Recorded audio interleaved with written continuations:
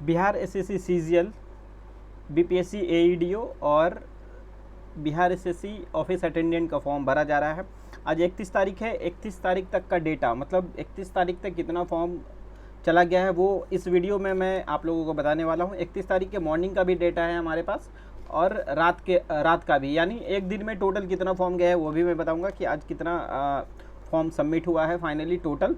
और फॉर्म में क्या क्या परेशानी आ रहा है। बहुत सारे स्टूडेंट, हमारा कैफ़े आप लोगों को पता है ही, तो हमारे पास डिफरेंट टाइप के स्टूडेंट्स आते हैं जिनका डिफरेंट टाइप का समस्या होता है। किन्हीं के पास एनसीएल नया नहीं है, किन्हीं के पास रेसिडेंस जो है वो पुराना है, किसी के पास एनसीएल है लेकिन रेसिडेंस नहीं है, किसी के पास सर्टिफिकेट नहीं है, किन्हीं के पास जो है मैट्रिक का मार्कशीट नहीं है, वो गुम हो गया था, फिर से दोबारा निकाले हैं, उसका इशू डेट जो है 2024 है, 2023 है, 2025 है, मतलब डिफरेंट टाइप का इस तरह का समस्या है। तो उस समस्या का समाधान कैसे होगा। डेली में हमारे पास जितने स्टूडेंट्स आते हैं उनमें से जिनका जो टिपिकल प्रॉब्लम होगा और जो कॉमन प्रॉब्लम होता है वो मैं लूँगा और आप लोगों को उनका जो प्रॉब्लम था आप लोगों को बताऊँगा कि कैसे सॉर्ट आउट होना चाहिए। अगर ये प्रॉब्लम आपका है तो कैसे आप अपना फॉर्म फिलअप करेंगे। अगर आप पटना में फॉर्म नहीं भरते हैं, यानी मेरे कैफ़े में नहीं आके फॉर्म भरते हैं, तो आपको जानकारी रखना ज़रूरी है, क्योंकि फॉर्म जो है मिस्टेक के बिना फॉर्म भरना चाहिए, क्योंकि बिना गलती का फॉर्म भरना ही सही होता है। तो फॉर्म में अगर गलती कर देते हैं तो वो सही नहीं होता है। जानकारी अगर रखना चाहिए। अगर आपके पास ऐसा समस्या नहीं है तो भी जानकारी रखना चाहिए। वीडियो आप देखेंगे आपको जानकारी प्रॉपरली मिलेगा। तो बहुत सारे स्टूडेंट के पास मैं प्रॉपरली बात करता हूँ अब एनसीएल को लेके। बहुत सारे स्टूडेंट के पास एनसीएल 2025 का नहीं है, फॉर्म भर रहे हैं तो एनसीएल 2025 का, और अभी आरटीपीएस का जो वेबसाइट है पहले जैसा काम कर नहीं रहा है, तो एनसीएल बनाने में भी समस्या है। तो अगर 2025 का आपके पास एनसीएल बन जाता है तो सही है, अगर नहीं बनता है 2024 से भी आप फॉर्म को भर सकते हैं। और वहीं आप रेसिडेंशियल का बात करते हैं तो 2025, 24, 23 कभी कभी रेसिडेंशियल हो, कभी मतलब 23 से पुराना नहीं दीजिएगा, फॉर्म भर लीजिएगा। 23, 22 तक भी चल जाएगा, लेकिन रेसिडेंशियल से कोई मायने नहीं रखता, लेकिन हाँ वो स्थायी होना चाहिए और अस्थायी नहीं होना चाहिए। एनसीएल मैंने बता दिया, रेसिडेंस बता दिया। और बीपीएससी एईडीओ में बात करूँगा और अभी सीजीएल का मैं बात कर रहा हूँ। सीजीएल 4 में जो डॉक्यूमेंट है मैट्रिक इंटीग्रेशन मार्कशीट या सर्टिफिकेट, यहाँ पे दोनों कॉलम है, मार्कशीट या सर्टिफिकेट। अगर आपके पास सर्टिफिकेट है तो सर्टिफिकेट से फॉर्म भर लीजिए। इन केस आपके पास सर्टिफिकेट नहीं है, मार्कशीट से फॉर्म भर लीजिए, कोई प्रॉब्लम नहीं है। वहाँ मार्कशीट और सर्टिफिकेट दोनों का डिटेल्स दिया हुआ है, मतलब दोनों में से कोई डॉक्यूमेंट आपके पास से फॉर्म भर सकते हैं। और बिहार एसएससी ऑफिस अटेंडेंट का जो फॉर्म है उस सिर्फ मैट्रिक का डिटेल्स मांगा जा रहा है। अगर आपके पास सर्टिफिकेट नहीं है तो आप मार्कशीट से फॉर्म भर लीजिए, कोई प्रॉब्लम नहीं होने वाला। मैंने एनसीएल बता दिया, डॉक्यूमेंट्स के बारे में बता दिया, और बीपीएससी एईडीओ के बारे में बता दे रहा हूँ कि बीपीएससी एईडीओ में मार्कशीट और सर्टिफिकेट दोनों का नंबर देना होता है, अपलोड नहीं करना होता है, सिर्फ नंबर देना होता है। अपलोड क्या क्या होता है मैं बता दे रहा हूँ। बीपीएससी एईडीओ में मैट्रिक का सर्टिफिकेट, अगर आपने दिया है तो सर्टिफिकेट, नहीं तो मार्कशीट, और उसके बाद एनसीएल, कास्ट और रेसिडेंस, ये 4 चीज़ डॉक्यूमेंट अपलोड होता है। और बाकी डिटेल्स मैट्रिक इंटीग्रेशन का डिटेल्स लगता है प्रॉपरली, आपने कब पास किया, कितना मार्क्स आया, कितना कौन सा कॉलेज था, वो रोल नंबर वगैरह सारा चीज़ लगता है। तो बहुत सारे स्टूडेंट के पास बीपीएससी एईडीओ भरना चाह रहे हैं लेकिन उनके पास सर्टिफिकेट नहीं, उनको समझ में नहीं आ रहा है कि मैं फॉर्म कैसे भरूं।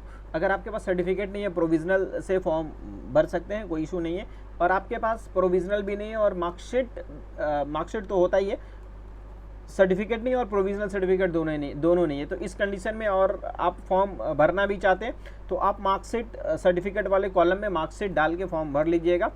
जब आपका डॉक्यूमेंट वेरिफिकेशन होगा उस समय आप एक एप्लीकेशन देंगे कि मेरा ये सेशन था, हमारे पास सर्टिफिकेट नहीं था उस समय, मैंने मार्कशीट से फॉर्म भरा था, तो कोई परेशानी नहीं होता है। बस कैंडिडेट जेन्युइन होना चाहिए और जेन्युइन समस्या होना चाहिए, तो आपके समस्या का समाधान जो है बोर्ड कर देता है। जेन्युइन स्टूडेंट्स के लिए बिल्कुल कोई प्रॉब्लम नहीं होता है। फर्जी स्टूडेंट्स को कहीं कोई समझौता नहीं होता है, उसके साथ फर्जी जैसा ही व्यवहार किया जाता है। ये बात आप ध्यान में रखिएगा।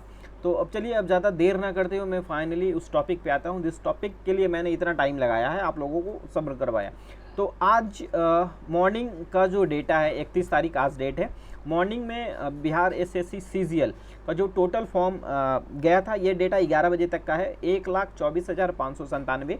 एईडीओ बीपीएससी एईडीओ 30,062, मैट्रिक लेवल का, बिहार एसएससी मैट्रिक लेवल का कार्यालय परिचारी 1,97,000। और वहीं मैं बात करूं रात के 8 बजे तक का यह डेटा, क्योंकि आज संडे है, आज मैं थोड़ा पहले आ गया था, 8 बजे मैं अपने शॉप से आ गया था। तो आज बिहार एसएससी सीजीएल रात के 8 बजे तक का ये डेटा है 1,40,332, एईडीओ 37,131 और प्यून यानी कार्यालय परिचारी 2,21,345। एक बार फिर से मैं बता दे रहा हूँ, सीजीएल 4 1,40,332, एईडीओ 37,131 और ऑफिस अटेंडेंट 2,21,345। इतना फॉर्म चला गया। यानी रेशियो आप देख लीजिए मॉर्निंग का और इवनिंग का। तो मॉर्निंग में सीजीएल था 1,24,000, रात तक 1,40,000 हो गया है, लगभग 15-17 हज़ार के आसपास। एईडीओ 30,000 था और अभी 37,000 हो गया, यानी 7,000 के आसपास डेटा आज का गया है। और वहीं प्यून का बात किया जाए तो प्यून का 1,97,000 था और अभी 2,19,000, यानी 22,000 के आसपास, यानी रात 12 बजे तक 25-26,000 ये क्रॉस कर जाएगा। तो प्यून का जो है काफ़ी तेज़ी से जा रहा है। प्यून का जो फॉर्म है तकरीबन 15 लाख क्रॉस कर ही जाएगा। बीपीएससी एईडीओ 10 लाख क्रॉस कर ही जाएगा और सीजीएल भी 12-13 लाख क्रॉस कर ही जाना चाहिए। और वैसे स्टूडेंट जिनको समस्या है फॉर्म भरने में, या फिर आपके पास डॉक्यूमेंट्स नहीं है, आपका पुराना डॉक्यूमेंट्स था, आप हमसे कुछ सवाल कीजिए। मैं आपका आप जो सवाल करेंगे अपना नाम ज़रूर मेंशन कीजिएगा। नाम के साथ मैं आपके कल जो आपका परेशान, जैसे आज आप हमें कमेंट करके पूछेंगे, कल जो हमारा वीडियो होगा उसमें आपका नाम के साथ आपके समस्या का सॉल्यूशन में बताऊंगा कि इस कंडीशन में आप ऐसा काम कर सकते हैं, कोई प्रॉब्लम नहीं होने वाला। और बाकी तैयारी में लगे रहिए। एग्ज़ाम का भी कोई ठीक नहीं है कि एग्ज़ाम कब होगा, लेकिन सीजीएल का रिकॉर्ड रहा है कि 1.5 साल के अंदर एग्ज़ाम हो जाता है। तो उसी सूरत में कीजिए। फॉर्म सबसे पहला जो इम्पोर्टेंट है, फॉर्म को सही से भरिए। और बाकी मैं अपडेट देता रहूँगा फॉर्म का, जब तक लास्ट डेट है यानी 25 तारीख तक मैं अपडेट देता रहूँगा कितना फॉर्म गया है।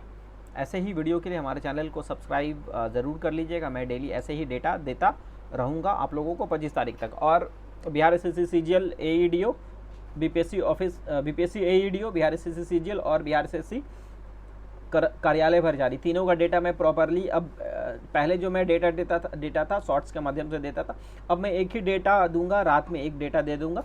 इसी से आपको पता चल जाएगा कि रात तक कितना फॉर्म गया, मतलब टोटली रात 9 साढ़े 9 बजे तक, जब तक हमारा कैफ़े होता है उस बीच तक ये फॉर्म का डेटा आपको पता चल जाएगा। और बाकी किसी तरह की कोई समस्या होता है फॉर्म भरने में, आप हमें कमेंट करके हमसे पूछ सकते हैं।